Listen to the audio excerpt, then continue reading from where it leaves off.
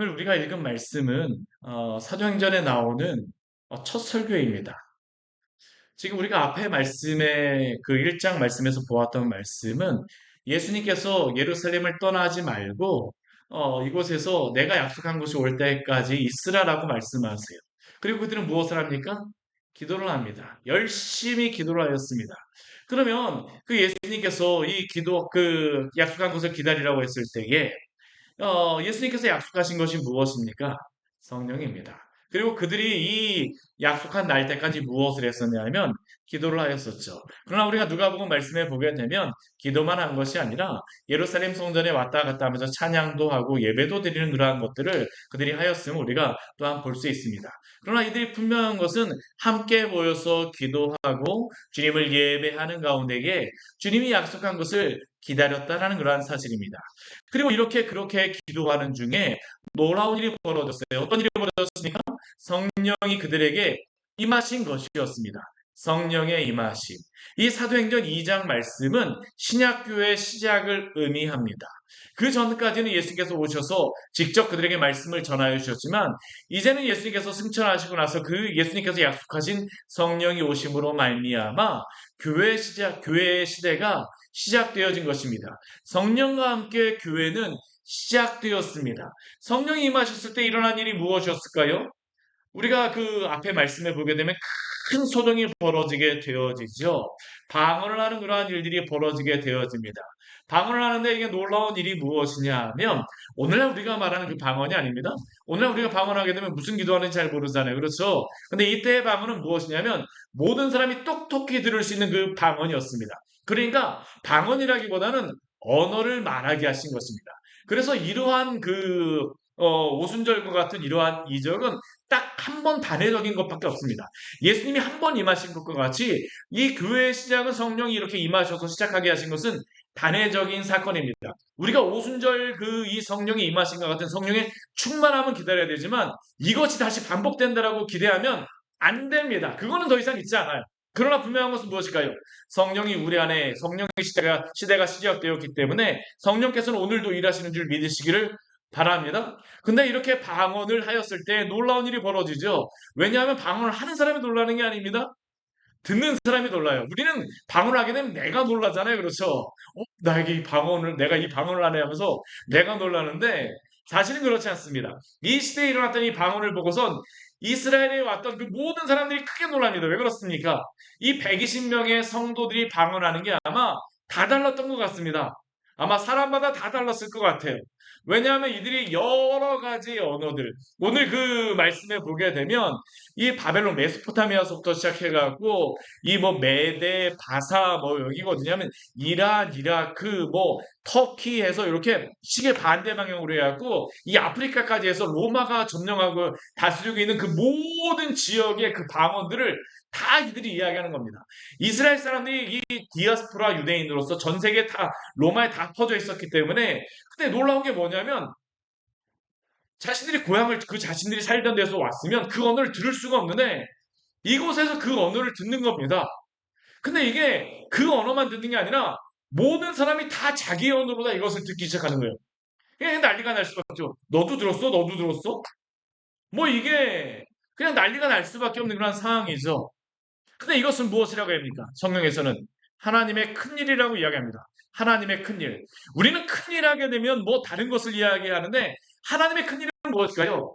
사실 하나님의 큰일은 하나님의 복음이 전파되어지는 게 하나님의 큰일입니다. 이들이 말하는 것이 무엇이었을까요? 아마 저는 복음을 선포했으리라고 생각을 합니다. 성령께서 그들로 하여금 그것을 듣게 하시는 것이죠. 근데 이 방언의 그러한 음성이 들려줬음에도 불구하고 이들이 이것을 듣고 나서 예수님을 믿은 게 아닙니다. 어떤 자들은 이것을 보고서 큰 소동을 일으켜 이게 도대체 뭐지 하지만 어떠한 자들은 이것을 보면서 무슨 반응입니까? 우리 13절 말씀에 보게 되면 어떤 이들은 조롱하여 이르되 그들이 새술에 취하였다 하더라. 이 갈릴리 사람들 하면서 무시하는 그런 투죠. 무시하는 겁니다. 이 사람들이 술 취해서 근데 아무리 술 취한다고 해서 언어를 하는 그런 술 취함이 있습니까? 있을 수가 없습니다. 있을 수가 없어요. 오늘 사도 베드로의 이 설교가 얼마나 중요한 설교냐면 첫 번째 설교이지만 이 설교를 통하여서 그 뒤에 말씀해 보게 되면 우리 그 2장 42절 말씀, 41절 말씀 우리 같이 한번 읽어볼까요? 그 말을 받은 사람들은 세례를 받음에 이날의 신도의 수가 3천이다 더하더라. 아멘. 이 첫 번째 설교가 어떤 설교냐면 3천 명이나 되는 사람들이 이 말을 들었던 베드로의 이 설교를 들었던 3천 명이나 그 더 많은 사람이 들었을 수 있겠지만 3천 명이나 되는 사람들이 그러나 이 말씀을 듣고 회개하고 주 예수 그리스도를 믿게 되어지는 설교가 바로 이 설교입니다. 사실 3천 명이 모여서 베드로가 마이크나 있겠습니까? 목소리가 얼마나 클지는 잘 모르겠지만 베드로가 전하해 주는 것이 그 사람들에게 똑똑하게 들렸다는 겁니다. 이게 성령께서 역사하시는 것이고 이 오늘 베드로의 설교가 굉장히 중요한 게 뭐냐면 베드로가 이것을 하는 게 아닙니다. 베드로를 통해서 누가 역사하시는 걸까요? 성령께서 역사하시는 것입니다. 성령이 역사함으로 말미암아 어떤 일이 있었는가라는 것을 우리에게 똑똑히 보라라는 겁니다. 성령의 역사가 어떻게 되어지는가? 교회가 그냥 세워지는 게 아닙니다. 어떠한 일이 있을 때 세워질까요? 성령이 역사하실 때 세워지는 것입니다.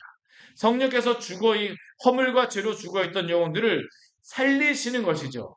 오늘 이 베드로의 설교는 어떤 설교냐면 변증적인 그러한 설교입니다. 이게 굉장히 변증적이에요. 왜 이게 변증적일 수밖에 없냐 하면 지금 이 설교를 듣고 있는 대부분의 사람들은 어떠한 사람들입니까?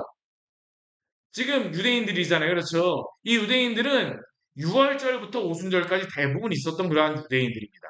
이 디아스포라 유대인들이 한번 저 멀리서 몇천 킬로 떨어진 데서 한번 오게 되는데 와갖고 6월절만 지내고 갔겠습니까?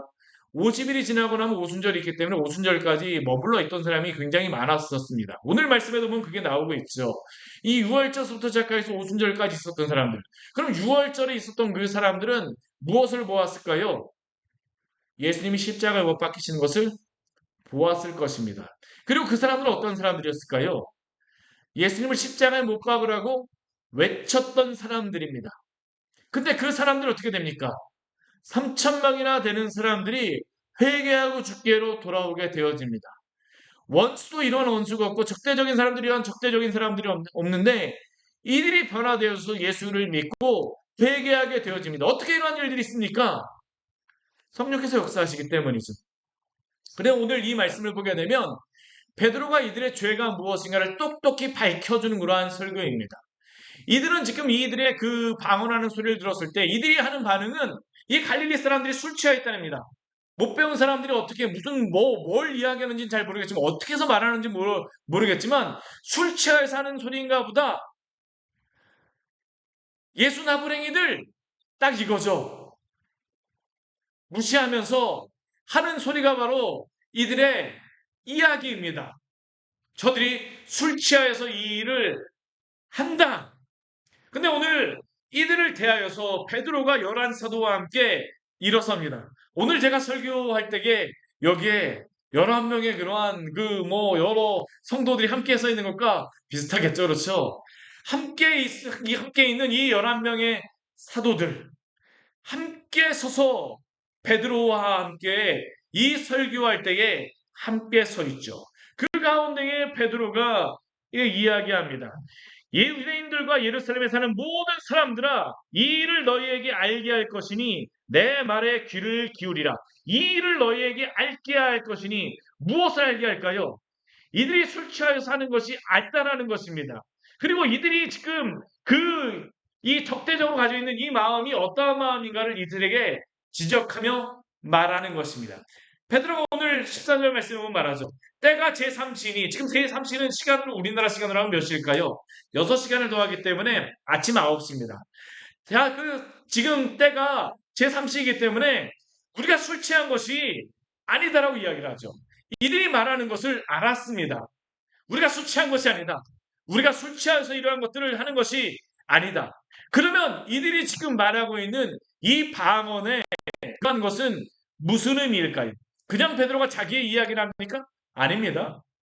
구약에 있는 성경들을 다 끌어옵니다. 이게 근데 굉장히 중요한 게 뭐냐면 베드로라고 하는 그러한 인물은 사실 이렇게 많이 배운 인물이라고 우리가 생각할 수가 없어요. 이 사람이 성경을 많이 공부하고 예수님 밑에서 뭐 오랜 시간 동안 그 3년 동안 따라다니긴 했지만 그렇다고 해서 이렇게 성경을 자유자재로 인용하면서 말씀을 전할 수 있을 만한 사람은 아니었습니다. 근데 오늘 말씀 보십시오. 베드로가 지금 요엘이 말하였던 것을 인용하여서 지금 말하고 있죠. 이 말씀은 요엘서 2장 28절에서 32절까지의 말씀을 인용하는 것인데 그가 말하는 것이 무엇이냐면 요엘서의 말씀과 같이 지금 그 요한의 하나님께서 요엘을 통해서 말씀하신 것 같이 말세 내 영을 모든 육체에 부어 주리니 말세에 요엘서에는 말세라는 단어가 없습니다. 근데 베드로가 여기에 말세라는 그러한 의미를 여기다 적어놓고 있어요. 말세는 무엇입니까? 세상 마지막이 말세죠. 우리가 살아가고 있는 시대는 무엇일까요? 말세를 살아가고 있습니다. 우리는 말세를 살아가고 있는 시대입니다. 예수님 내일 오셔도 전혀 이상하지 않은 겁니다. 왜 그렇습니까? 이 성령의 그러한 역사를 보게 되면 예수님이 오시기 전까지는 구약의 선지자들이 예언했던 것은 무엇일까요? 예수 그리스도가 오실 것이다입니다. 근데 예수 그리스도가 오셨습니다. 그러면 그리고 예수 그리스도가 오셔서 성령이 임하셨습니다. 그러면 이제 그 나머지 남아있는 것은 무엇일까요? 예수 그리스도가 다시 오실 것이다입니다. 그리고 예수 그리스도가 오셔서 다시 오실 때까지의 그 시간을 무엇이라고 말하냐면 사도 베드로가 우리가 직접 말하는 겁니다. 말세라고 이야기합니다. 뭐 7일 뭐 7일 뭐 이렇게 7년 대환란 뭐 하면서 그거 아닙니다. 우리 성경에 보게 되면 그때만 말세를 이야기하는 게 아니에요. 예수님이 올 때 그 마지막 때만을 말세를 이야기하는 게 아니라 베드로가 우리에게 분명히 말하는 것은 무엇이냐면 예수 그리스도가 초림하신 후서부터 그 승천하셔서 성령께서 오신 이후서부터는 말세가 시작되어졌다는 겁니다. 근데 그 말세를 시작하는 그때가 무엇을 기점으로 시작되어지느냐? 그가 지금 오늘 베드로가 우리에게 말하고 있는 겁니다.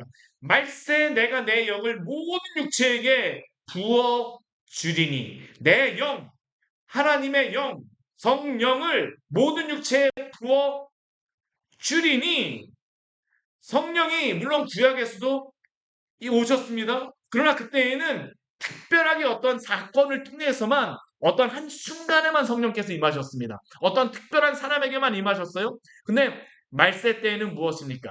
성령께서 주를 믿는 모든 자에게 성령을 주시는 줄 믿으시기를 바랍니다. 우리가 구원받았다는 것은 무엇을 의미하는 겁니까?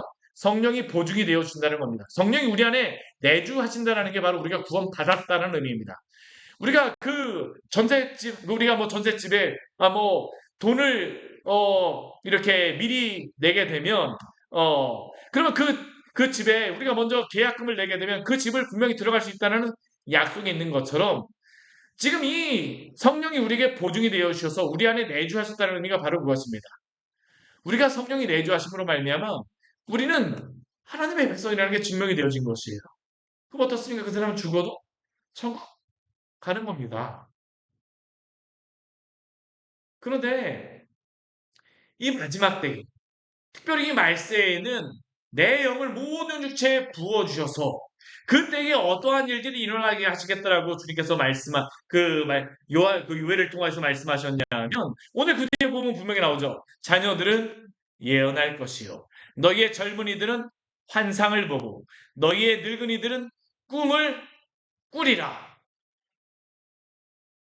이러한 은혜가 우리 모두에게 있기를 축원합니다. 자녀들은 예언할 것이 우리가 찬양했잖아요. 자녀들은 예언할 것이요 청년들은 환상을 보고 아비들은 꿈을 꾸리라 주의 영이 임하면 오늘 그대로입니다. 오늘 그대로예요. 이 말씀을 한 것이죠.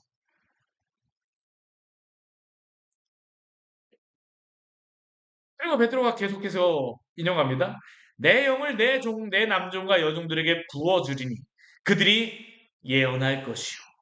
내가 위로 하늘에서는 기사를 아래로 땅에서는 징조를 베풀리니 곧 피와 불과 연기로다.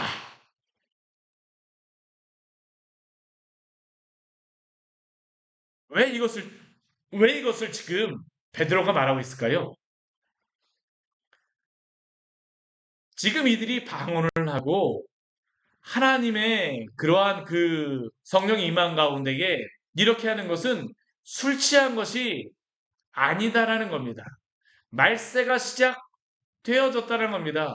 성령이 임함으로 말미암아 자녀들은 예언하는 일들이 벌어지고 젊은이들은 환상을 보고 너희 늙은이들은 꿈을 꾸는 일들이 지금 임하였다라는 겁니다. 내 영을 내 남종과 여종들에게 부어주리니 유엘서에 말씀하였던 그 약속이 지금 성취되었다는 것을 지금 베드로는 이 사람들에게 말하고 있는 것이죠. 그리고 그들이 그러한 가운데 무엇을 합니까? 예언을 할 것이오라고 말씀하고 있습니다.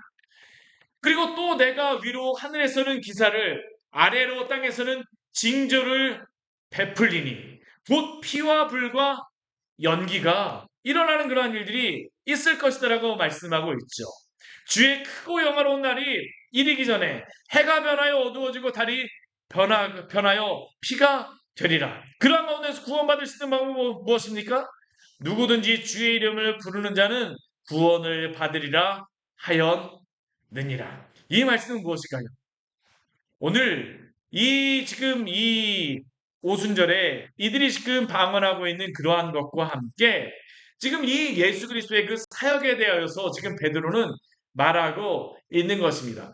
먼저 이들이 지금 방언하고 있는 것은 바로 지금 유엘서와 같이 자녀들이 예언하고 젊은이들이 환상을 보고 늙은이들이 꿈을 꾸는 그러한 일들이 임하였다는 겁니다. 내 영을 내 남종과 여종에게 부어주어서 그들이 예언하는 일들이 일어났다라는 것이죠. 그러면 그 뒤에 나오는 하늘에서는 기사를 아래에서는 아래로 땅에서는 징조를 베푼다라고 하는 그러한 의미는 무엇일까요? 이것은 바로 예수 그리스도의 그 복음의 사역을 의미합니다. 오늘 지금 이것을 사도 베드로가 전하고 있는 이 말씀을 잘 이해를 해야 됩니다. 우리 앞부분에서는 지금 술 취한 것이 아니라는 것이에요. 그렇죠? 유엘서를 통하여서 이들이 그러한 것들이 하나님의 그 말씀에 따라서 그러한 것들이 성취되어졌다는 겁니다. 하늘에서는 기사는 아래에서는 땅의 징조를 베풀니 이 징조 하나님이 보여주셨던 그 기사는 무엇일까요? 예수 그리스도를 통하여서 이루어지는 그 모든 일들이었죠. 그래서 우리 22절서부터 우리 말씀을 보게 되면 그리스도가 이 땅 가운데서 행하신 것이 무엇인가를 베드로는 그들에게 말하고 있습니다. 이스라엘 사람들아 이 말을 들으라. 너희도 아는 바와 같이 하나님께서 나사렛 예수로 큰 권능과 기사를 너희 가운데 베푸사 너희 앞에서 그를 증언하셨느니라. 결국 지금 사도 베드로가 지금 이 성령의 그러한 것뿐만 아니라 예수 그리스도가 이 땅에 오셔서 하늘의 그러한 기사를 아래로 땅에서는 징조를 베푸셨던 것들을 너희가 기억하고 보라라고 지금 사도 베드로는 이들에게 말하고 있는 것이죠. 나사렛 예수가 큰 권능과 기사와 표적을 너희 가운데서 베푸사 너희 앞에서 그를 증언하셨느니라. 예수 그리스도의 그 모든 이적과 기사는 무엇입니까? 예수님이 바로 그리스도 되신다는 것을 증명하는 것이었습니다. 것이었어요. 그리고 그 나사렛 예수가 행하신 그 모든 기사와 표적을 너희에게 다 증언하셨다. 너희가 보았다. 그런데 이들은 어떻게 하였습니까? 예수님을 믿었습니까? 믿지 않았습니다. 우리가 예수의 그 기적과 이적을 본다라고 해서 예수님을 다 믿는 것이 아닙니다. 제가 종종 말씀드리지만 우리가 환상을 보거나 뭐 어떤 것을 하게 되면 우리가 어떤 이적이나 기적을 보게 되면 예수님 믿는다라고 하지만 어떻습니까? 이적과 기적을 보았다라 해서 예수님을 믿는 것이 아니에요. 오히려 그들은 어떻습니까? 예수님이 행하신 큰 권능과 기사와 표적을 너희 가운데서 베푸시며 너희 앞에서 그를 증언하셨음에도 불구하고 그들은 어떤 일을 행하였습니까? 너희가 법 없는 자의 손을 밀려 못 박아 죽였다라는 것이죠. 그 예수님은 어떠한 분이십니까? 하나님께서 정하신 뜻과 미리 하신 대로 내준 바 되었거늘 하나님이 보내신 그 예수 그리스도였음에도 불구하고 그들은 예수님의 그 놀라운 기적과 이적을 보았음에도 불구하고 오히려 그들은 예수님을 십자가에 못 박아 죽이는 그러한 죄악을 행하였습니다. 이 죄악을 행하였어요. 그런데 하나님께서 어떤 일을 행하실까요? 우리 24절 말씀 같이 한번 읽겠습니다. 하나님께서 그를 사망의 고통에서 풀어 살리셨으니 이는 그가 사망에 매여 있을 수 없었음이라. 아멘. 하나님께서는 예수님을 그냥 십자가에 못 박아 죽게 하시는 것으로 끝나는 것이 아니라 하나님께서는 예수 그리스도를 사망의 고통에서 풀어 살리시고 그가 사망에 매여 있지 않게 하셨습니다. 결국 이것은 무엇입니까? 부활하셨다라는 겁니다. 그런데 지금 이 시대에 지금 이 베드로가 설교하고 있는 이 상황 속에서 언급하지 말아야 될 한 가지의 말이 무엇일까요? 예수님 부활하셨다라는 겁니다. 왜 그렇습니까? 우리 앞에 우리 복음서에 보게 되면 예수님이 부활하셨다는 것을 그 종교주의자들이 입막음하기 위해서 얼마나 애를 씁니까? 로마의 병정들 그 사람들 다 매수하죠. 예수님이 그 부활하셨다는 그러한 이야기를 하게 되면 이들에게는 굉장히 큰 해가 가해질 수 있는 그런 상황입니다. 근데도 불구하고 베드로는 지금 이들에게 예수가 부활하셨다는 것을 분명히 증언하는 것입니다. 분명히 증언하고 있어요. 근데 베드로가 이들에게 증언할 때에 그냥 예수님이 부활하셨는데 나는 봤어 그것만을 이야기하는 게 아닙니다. 무엇을 그 다음에 이야기할까요? 예수가 부활하신 것은 하나님의 말씀에 따라 부활하신 것이다라는 것을 베드로는 다시 한번 그들에게 말합니다. 너희가 아무리 예수를 십자가에 못 박아서 죽여 그 무덤에 가두려고 하지만 예수는 결코 그 무덤에 갇힌 자가 될 수가 없고 부활하셨다라는 것입니다. 오늘도 이 말씀을 믿으시기를 바랍니다. 예수님은 부활하셨습니다. 예수님은 그들이 아무리 무덤에 감춰둔다 할지라도 감춰두려고 한다 할지라도 무덤에 그곳에 묻어두려고 한다 할지라도 묻어둘 수가 없습니다. 예수님은 부활하셨습니다. 왜요? 하나님께서 그렇게 하게 하셨기 때문이죠. 오늘 그 뒤에 말씀 보십시오. 오늘 다윗의 그러한 이야기를 베드로가 다시 인용을 해요. 왜 다윗의 이야기를 인용할까요? 다윗이 벌써 예수가 부활하신다는 것을 그가 예언하였다는 겁니다. 우리 한번 볼까요? 우리 25절 이후에 말씀 보십시오. 우리 다윗이 그를 가르쳐 이르되 우리 이 말씀은 우리 시편 16편의 말씀을 인용하고 있는 것인데 내가 항상 내 앞에 계신 줄을 배웠으며 나로 요동하지 않게 하기 위하여 그가 내 우편에 계시도다. 그러므로 내 마음이 기뻐하였고 내 혀도 즐거워하였으며 육체도 희망에 거하리니. 그의 마음이 기뻐하고 혀도 즐거워하며 육체도 희망에 거합니다. 왜 그렇습니까? 그가 부활에 대한 소망이 있기 때문이라는 것이죠. 우리 27절 말씀 같이 한번 읽어볼까요? 이는 내 영혼을 음부에 버리지 아니하시며 주의 거룩한 자로 썩음을 당하지 않게 하실 것이미로다. 아멘. 이는 내 영혼을 음부에 버리지 아니하시며 이는 내 영혼, 이 내 영혼은 누구겠습니까? 다윗의 영혼이겠죠.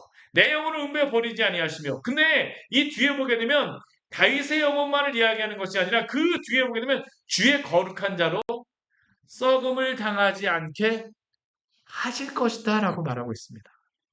주의 거룩한 자는 도대체 그러면 누구겠습니까? 다윗이 아니라는 겁니다. 이게 다윗의 시지만 이것이 단순히 다윗의 부활만을 말하는 것이 아니라는 것이에요. 다윗이 부활에 대한 소망을 가질 수 있는 이유 무엇입니까? 주의 거룩한 자가 썩음을 당하지 않는 일들이 있기 때문에 그가 부활하기 때문에 내 영혼도 음부의 버림을 당하지 아니할 것이다라는 그러한 소망이 다윗도 있게 되어지죠. 그래서 다윗이 28절 말씀을 보게 되면 무엇을 고백합니까? 주께서 생명의 길을 내게 보이셨으니. 사랑하는 성도 여러분, 주 예수 그리스도 안에서 생명의 길을 우리에게 예비하심을 믿으시기를 바랍니다. 주 예수 그리스도 안에서 생명을 발견하시기를 바랍니다. 세상의 다른 곳에 가서 우리가 생명을 발견하면 안 됩니다. 다윗과 같은 경우는 어떻습니까? 다윗이 이 시기의 왕이었다라고 한번 생각해 보십시오. 그가 모든 것을 다 가지고 있습니다. 그러면 그에게 모든 것이 다 있게 되면 이 세상에서 누릴 수 있는 것은 그것은 그가 다 누릴 수 있습니다. 우리는 이 세상에서 우리가 성공하고자 하죠. 내가 이것만 있으면 나는 생명을 얻고 잘 살 수 있을 것이다. 이것만 있으면 나는 잘 될 것이야 라고 생각을 합니다. 근데 사실 그 모든 것이 있습니다. 그럼에도 불구하고 그 모든 것이 있음에도 불구하고 그것이 그에게 생명의 일이 아니었어요. 진정한 생명의 길은 누구로부터만 얻을 수 있습니까? 거룩한 자로 썩임을 당하지 않는 자를 통하여서 얻을 수 있음을 믿으시기를 바랍니다. 우리의 생명의 길은 이 세상으로 인하여서 우리가 얻는 것이 아닙니다. 오늘 다윗이 이것을 고백하고 있는 것이죠. 내 영혼을 음부해버리지 아니하시며 우리가 이 세상에 아무리 성공한다 할지라도 그것이 우리가 영원히 가지고 갈 것이 아님을 우리는 모두 다 알고 있지 않습니까? 영원한 생명의 길은 우리가 얻을 수 있는 게 아니에요. 오직 누구만이 주실 수 있는 것일까요? 하나님만이 주실 수 있는 겁니다. 하나님의 방법으로만 얻을 수 있는 것이죠. 그 생명의 길을 누가 보여주셨습니까? 거룩한 자를 통해서 보여주신다는 겁니다.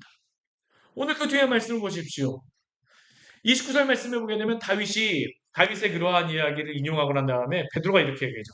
형제들아, 내가 조상 다윗에 대해 담대히 말할 수 있노니 다윗이 장사되어 그 묘가 오늘까지 우리 중에 있도다. 왜 이 말을 하고 있을까요? 우리 앞에 보았던 말씀과 같이 다윗이 주께서 생명의 일을 내게 보이셨다라고 하는데 다윗이 여기에서 부활에 대한 말을 하고 있는데 다윗은 지금 어디에 있습니까? 묘에 있습니다. 오늘도 예루살렘에 가보게 되면 다윗의 가묘가 있는 이 마가의 다락방 그 바로 밑에다가 다윗의 가묘를 만들어 놨습니다. 아, 그런데 거기에 가보게 되면 다윗의 가묘가 있어요. 그 묘가 오늘까지 우리 중에 있도다.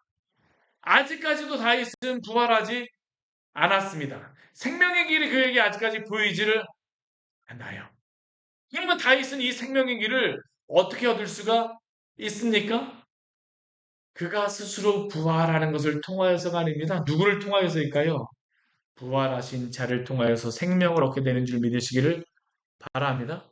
부활은 오직 우리 주님으로부터 얻게 되어지는 것이죠. 우리 베드로가 이야기합니다. 그는 선지자라 하나님이 이미 맹세하사 그 자손 중에서 한 사람을 그 위에 앉게 하시리라 하심을 알고 그 뒤에 말씀을 보게 되면 그가 무엇이라고 합니까? 우리 31절 말씀 같이 한번 읽어볼까요?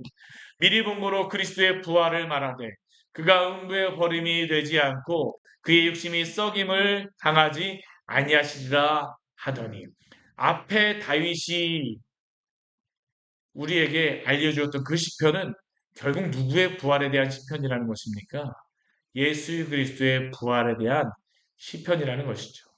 그의 육신이 썩음을 당하지 아니하리라. 그가 음부의 버림이 되지 않고 미리 본 거로 그리스도의 부활을 말하되 다윗이 그들에게 이 시편을 통해서 미리 말하였던 것 같이 예언하였던 것 같이 예수님이 어떻게 하셨습니까? 32절 말씀 우리 같이 한번 읽겠습니다. 이 예수를 하나님이 살리신지라 우리가 다 이 일의 증인이로다. 아멘. 이 예수를 하나님이 살리신지라. 이 예수를 하나님이 살리신 줄 믿으시기를 바랍니다. 이들에게 이 말씀을 들었던 이들에게는 이것은 큰 충격이었습니다. 우리는 이 말씀을 들으면서 그냥 이렇게 다윗이 이야기했나 보네. 그랬나 보네. 그랬나 보네. 그럴지 모르지만 지금 베드로가 무엇을 이야기하고 있습니까? 지금 이들이 예언하고 있는 것은 술 취하여서 하고 있는 것이 아니고 예수가 부활하였다라고 하는 것은 그냥 우리가 지어낸 것이 아니라 성경에 이미 요엘서를 통하여 예언되었던 것이 성취되었으며 예수 그리스도가 부활하셨다는 것은 우리가 지어낸 얘기가 아니라 실제로 부활하셨다라고 베드로는 지금 전하고 있죠. 그리고 그들은 이 11명의 사도들과 함께 이야기합니다. 우리가 다 이 일의 증인이로다. 몇 명이 증인입니까? 적어도 이 앞에 서 있는 12명의 사도들이 증인입니다. 앞에 세워졌던 마띠아도 같이 섰겠죠. 왜냐하면 마띠아도 예수님의 그 부활을 보았던 사람이기 때문입니다. 우리가 다 이 일의 증인이로다. 사랑하는 성도 여러분, 우리가 모두 부활의 증인으로 서기를 원합니다. 부활의 증인은 부활의 증인으로 살아가는 것은 꼭 보아서만 살아가는 것이 아닙니다. 아까도 말씀드렸었지만 오히려 보았어도 예수님을 부정하는 사람들이 많았죠. 사실 이 앞에 3천 명의 사람들은 예수님이 행하셨던 그 모든 큰 일을 보았음에도 불구하고 이들은 어떤 사람입니까? 예수님을 십자가에 못 박아 죽였던 사람이며 그 이적과 기적을 다 부정하는 사람이며 심지어는 성령께서 역사하시는 그 놀라운 이적을 보면서도 술 취하였다라고 말하는 사람들입니다. 본다라고 증인이 되어지는 것은 아닙니다. 그러나 여기에 있는 12명은 분명히 보았던 사람이죠. 그러나 그 이후에 세워지는 모든 제자들은 어떤 사람입니까? 예수의 부활의 증인들로서 직접 보진 않았어도 본 것과 같이 말씀에 기록되어진 이 말씀을 믿음으로 증인으로 살았던 사람임을 기억하시기를 바랍니다. 여러분들이 바로 부활의 증인이 되어야 됩니다. 너희가 바로 부활의 증인입니다. 우리가 바로 이 일의 증인임을 기억하시기를 바랍니다. 우리가 바로 이 일의 증인입니다. 너희가 증인이라입니다. 너희가 이 일의 증인이라. 증인인 우리는 보았다라고 하는 사람들이 보지 못한 사람들과 같이 이 세상의 여러 가지 일들 때문에 엎어져서 넘어져서 낙심하고 절망하고 살아가는 게 말이 되겠습니까? 아닙니다. 우리는 이 일의 증인입니다. 예수 그리스도가 부활하셔서 우리를 구원하신 일에 우리는 증인으로 살아가는 사람들입니다. 예수 그리스도가 우리를 구원하셨음을 믿고 살아가는 사람들입니다. 이 예수를 하나님이 살리신지라 우리가 다 이 일의 증인이로다. 33절 말씀 우리 같이 한번 읽겠습니다. 하나님이 오른손으로 예수를 높이심에 그의 약속하신 성령을 아버지께 받아서 너희가 보고 듣는 이것을 부어 주셨느니라. 아멘. 성령의 부어 주심은 그러나 오늘도 동일하게 있는 줄 믿으시기를 바랍니다. 오순절 그때와 같이 단일한 사건과 같은 그것은 아니라 할지라도 오늘도 성령께서는 임하십니다. 오늘도 죽어있는 성도들에게 죽어있는 사람들에게 성령이 임하심으로 말미암아 죽어있는 것과 같은 우리 성도들을 살리시는 그러한 일들을 오늘도 행하심을 믿으시기를 바랍니다. 이게 바로 성령이 하시는 일이죠. 제자들 한번 생각해 보십시오. 이들은 불과 한 3, 40일 전만 해도 어떠한 자들이었습니까? 도망 다니던 사람들이었습니다. 50일 전만 해도 이들은 어떤 사람들입니까? 예수님 십자가에 죽으셨다라고 하고 나서 예수님을 부인하고 도망 다녔던 사람들이죠. 예수님을 보기 전까지 부활하신 님을 보기 전까지는 막 여기저기 쫓겨다녔던 사람들입니다. 우리가 부활의 증인이나 말이 됩니까? 이들이 지금 부활의 증인이라고 할 수 있는 이유는 무엇일까요? 예수님을 보았기 때문입니다. 보았기 때문이에요. 성령의 역사를 경험하였기 때문입니다. 오늘도 이 성령께서는 죽은 자를 살리시며 당신의 백성으로 살리시는 그 일들을 행하심을 기억하시기를 바랍니다. 이게 바로 교회가 세워지면서 있었던 일이죠. 오늘 36절 말씀 사도 베드로가 이들에게 말합니다. 우리 같이 한번 읽어볼까요? 그런즉 이스라엘 온 집은 확실히 알지니 너희가 십자가에 못 박은 이 예수를 하나님이 주와 그리스도가 되게 하셨느니라 하니라. 아멘. 오늘 이 말씀이 왜 변증적인 설교입니까?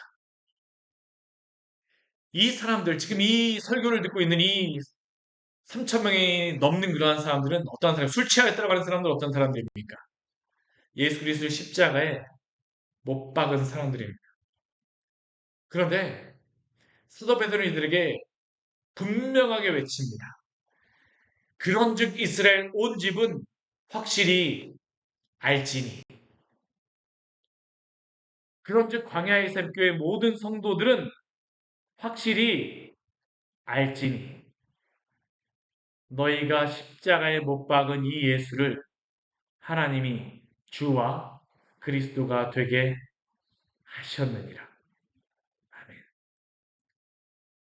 우리도 예수 그리스도를 십자가에 못 박은 자들이었습니다. 우리도 예수 그리스도를 십자가에 못 박은 자들입니다. 우리가 2000년 전에 있지 않았다고 해서 우리가 예수님을 십자가에 못 박지 않았을까요? 아닙니다. 우리가 예수님 모르고 예수님을 부인하고 예수님을 부정하고 우리의 죄악으로 달려갈 때에 왜 예수님이 십자가에 못 박혀서 죽으셨습니까? 바로 우리의 죄를 담당하시기 위하여서 십자가에 못 박혀 죽으셨음을 기억하시기를 바랍니다. 그러면 누가 예수님을 십자가에 못 박아 죽였습니까? 바로 우리가 예수 그리스도를 십자가에 못 박아 죽였습니다. 그런데 사도 베드로는 우리에게 분명히 이야기하죠. 그런즉 이스라엘 온 집은 확실히 알지니 너희가 십자가에 못 박은 이 예수를 하나님이 주와 그리스도가 되게 하셨느니라. 사랑하는 성도 여러분, 하나님께서 그리스도를 예수를 주와 그리스도가 되게 하셨습니다. 예수님은 바로 우리의 주이십니다. 예수님은 바로 우리의 그리스도이십니다. 주가 되었다는 의미는 무엇입니까? 내 삶에 어떠한 내가 구원받는 영역만 예수님이 나의 주가 되어진다는 게 아닙니다. 예수 그리스도가 나의 주가 되어진다는 것은 내 삶의 모든 영역의 주가 되어진다는 그러한 의미입니다. 우리의 슬픔의 자리까지, 우리의 실패의 자리까지, 나는 할 수 없다고 생각하는 그 자리까지, 나를 실망한 그 사람들 때문에 넘어진 그 자리까지 예수님 우리의 주가 되어주기를 원하십니다. 나에게 오라고 말씀하세요. 나에게 맡기라고 말씀하십니다. 우리의 성공까지도 맡겨야 됩니다. 내가 잘해서 우리가 구원받는 건 아닙니다. 우리는 오직 주의 은혜로 구원받는 것이죠. 그리스도가 되어진다는 의미는 무엇입니까? 그리스도가 바로 우리의 선지자가 되어주시고, 그리스도가 바로 우리의 제사장 되어주시고, 그리스도가 바로 우리의 왕이 되어진다는 건 아닙니다. 그리스도는 우리의 모든 삶의 왕이십니다. 그리고 그리스도가 우리의 모든 삶에서 주가 되시고 왕이 되셔서 통치하십니까? 우리 며칠 전에 시편 103편과 104편 말씀 보았죠. 지난주에 내 영혼아 여호와를 송축하라. 내 속에 있는 모든 것들아 여호와를 송축하라.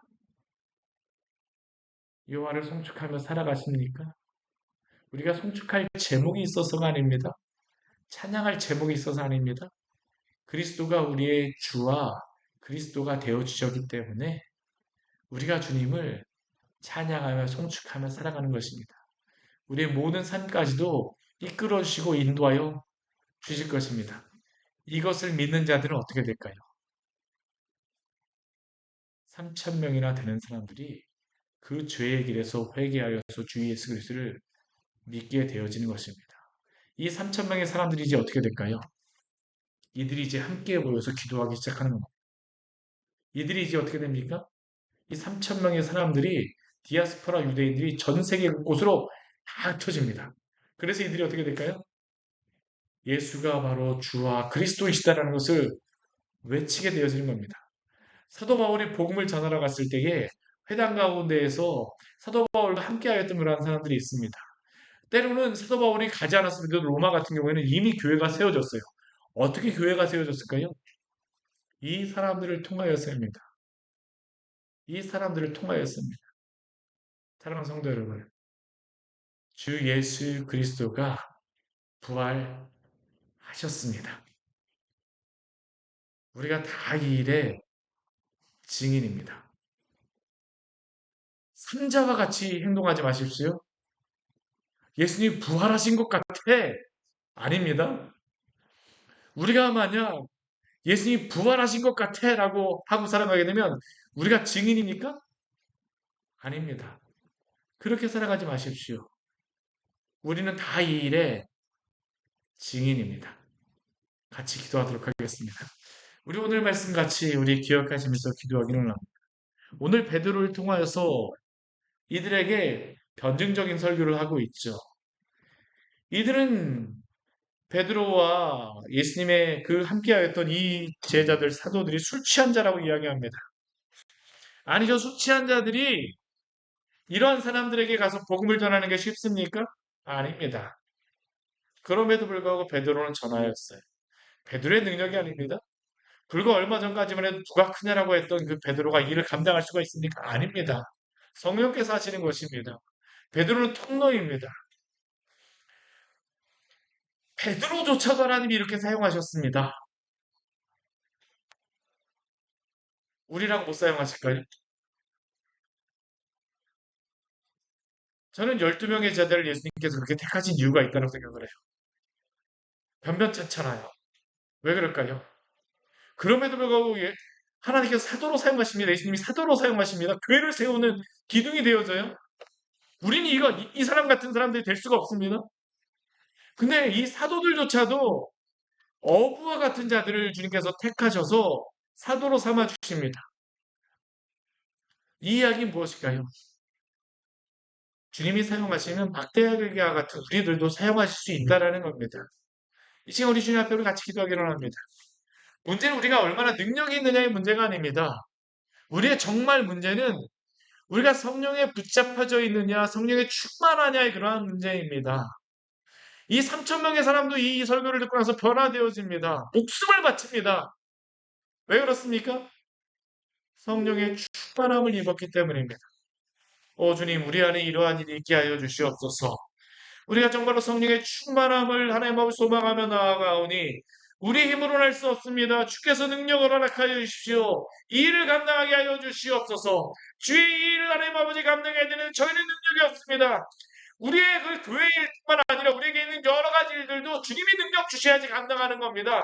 우리 가정의 일, 직장의 일, 뭐 자녀의 일, 주님이 주시는 그 일로서 그 힘으로서 감당하게 하여 주시옵소서. 성령의 충만함으로 우리에서 영역의 모든 일들을 감당하게 하여 주시옵소서. 내 힘으로가 아니라 주님의 힘으로 감당하게 하여 주시옵소서. 성령의 충만한 사람들로서 일을 감당하게 하여 주시옵소서. 이 시간 주님 앞에 간절하게 기도하러 가겠습니다. 같이 기도하시겠습니다. 하나님 아버지 시간 하나님 아버지 앞에 기도하며 성령께서 역사하여 주십시오. 오 성령께서 일하여 주시옵소서. 오 성령께서 일하여 주십시오. 우리를 살려주시옵소서. 우리를 살려주시옵소서. 우리가 하나님 주 안에서 하나님 일어날 수 있도록 주여 도우시고 하나님을 인도하여 주시옵소서. 우리가 하나님 새롭게 되게 하여 주시고 주 안에서 하나님 살 수 있도록 주여 도우시고 하나님을 인도하여 주시옵소서. 오 하나님 아버지 우리 하나님 아버지는 무슨 말을 원하는 것이며 하나님 아버지 나는 다 이런 것들 하나님 아버지 말하지 않습니까? 그러나 주님께서 하나님 아버지 이들에게 하나님 아버지 사람을 보고 택하신 것은 주님이 할 수 있음을 하나님 아버지 이들을 통하여서 증거하실 것 아닙니까? 하나님 아버지 12명의 하나님 아버지 하나님 아버지 정말로 갈릴리 사람이라고 하는 술 취한 사람이라고 하나님 아버지 이렇게 멸시를 받고 모멸을 당하는 이 사람들을 통하여서 하나님 아버지 놀라운 일들을 행하시지 않으셨습니까? 기독교의 2000년 역사 하나님 아버지 바로 이들을 통하여서 이루어진 것 아닙니까? 이들이 뛰어나서가 아니라 하나님께서 하나님 아버지 성령께서 일을 하게 하신 것 아닙니까? 말씀을 살아가는 우리들에게 또한 성령의 하나님 아버지가 축복을 허락하여 주시고 우리가 하나님 주 앞에 설 수 있도록 주여 누우시고 하나님을 인도하여 주시옵소서. 이 시간에 저희가 하나님 당신 앞에 하나님 아버지 서기를 합니다. 오 하나님 아버지라 충만한 하나님 저희가 하나님 받고 싶습니다. 성령의 충만한 가운데 하나님 일을 감당하고 싶습니다. 우리는 하나님 아버지 안 되는 이유만 찾고 안 되는 하나님 아버지 여러 가지 것들을 하나님 아버지 불만만 가지는 하나님 살아갔던 우리의 모습을 주님 앞에 고백합니다. 이 시간 당신 앞에 기도하며 나아가오니 오 주여 하나님 아버지 2000년 전 당신께서 교회를 세우셨던 것 같이 오늘도 당신께서 교회를 세우시기 위하여서 당신의 성도들 하나님 아버지 세우시더니 이끌어가시는 줄 믿습니다. 또 하나님 당신의 성도들이 삶의 곳곳 하나님 당신의 백성들로서 서지게 하여 주시고 우리 하나님의 힘으로 서는 것이 아니라 성령의 힘으로 하나님 아버지가 성령의 능력으로 세워줄 수 있도록 주여 도우시고 하나님 인도하여 주시옵소서. 주님을 하나님 아버지 의지하며 나아갑니다. 주여 하나님 당신께서 하나님 역사하여 주시고 인도하여 주시옵소서. 이 시간에 당신 앞에 간절히 기도하며 나아가오니 오 주여 하나님 당신께서 하나님 아버지 우리가 하나님 새롭게 하여 주시고 주여 하나님 우리가 설 수 있도록 주여 도우시고 하나님 인도하여 주시옵소서. 우리를 하나님 새롭게 하여 주십시오. 우리를 하나님 새롭게 하여 주시옵소서. 우리로 하여금 하나님 앞에 하나님 설 수 있도록 주여 누구시가 하나님 인도하여 주시옵소서. 우리가 하나님 앞에 하나님 서는 하나님 아버지 백성들에게 원합니다. 하나님 당신의 성령 충만 하나님 아버지 하는 되기를 합니다. 주의 하나님 아버지 백성의 소금과 빛으로서 살아가야 때 세상이 이리저리 밝히며 하나님 아버지 능력 없이 하나님을 살아가는 우리의 모습이 있지 않습니까? 오 하나님 아버지 우리가 하나님 아버지 우리의 능력을 드러내기 위하여 아니라 당신의 복음이 가려지지 않도록 오 하나님 아버지 우리가 하나님 당신의 백성답게 써야 되겠습니다. 이 시간 당신 앞에 간절히 기도하오니 성령으로 충만케 하여 주시옵소서. 하나님 아버지 오늘 말씀을 통해서 우리에게 귀한 은혜를 주시니 감사를 드립니다. 우리가 하나님 아버지 주님께서 우리를 하나님 아버지 당신의 백성으로 사용하시고자 하는데도 불구하고 우리 하나님의 세상에 온갖 하나님 아버지 이유와 하나님 아버지 여러 가지 변명을 대며 주님이 사용하시기에 편한 사람이 되어지기보다는 하나님의 여러 가지 변명과 이유를 대며 하나님 미꾸라지와 같이 하나님 아버지 주 앞에 서는 자들 아닙니까? 정말로 당신의 손에 붙잡혀야지 하나님 아버지 사용되어질 수 있고 쓰임받을 수 있는데 우리는 온갖 하나님 아버지 이유를 대며 주 앞에 쓰임받기보다는 주님을 오히려 이용하려고 하나님 아버지 우리가 당신 앞에 하나님 아버지 나오지 않습니까? 이 시간에 하나님 아버지 우리의 불신앙을 용서하여 주시고 하나님 아버지 이 시간에 우리가 성령의 충만함이 하나님 있을 수 있도록 성령의 충만함으로 우리를 채워 주시옵소서. 하나님 아버지 우리를 성령 충만케 하여 주시옵소서. 정말 하나님 아버지 2000년 전 하나님 아버지 하나님 아버지 갈릴리의 사람들 정말 이 갈릴리 사람들이 하나님 아버지 멸시받고 하나님 아버지 무시를 당했던 이 사람들을 통하여서 주님께서 하나님 사도로 세우시고 2000년의 그 기독교 역사를 이루어셨던 것 같이 오늘도 하나님 아버지 당신 앞에 너무나도 연약한 하나님 아버지 백성들이지만 그러나 하나님의 그 능력으로 성령의 그 능력으로 오늘도 당신의 교회를 세우시며 당신 하나님 아버지 그 하나님 아버지 일들을 이루어하실 줄 믿습니다. 이 시간 주 앞에 나온 주의 성도들에게 성령으로 충만케 하여 주셔서 이 시대를 감당할 수 있는 힘을 허락하여 주시옵소서. 예수님 이름으로 기도드립니다. 아멘. 이 시간 우리 충만같이 찬양하도록 하겠습니다.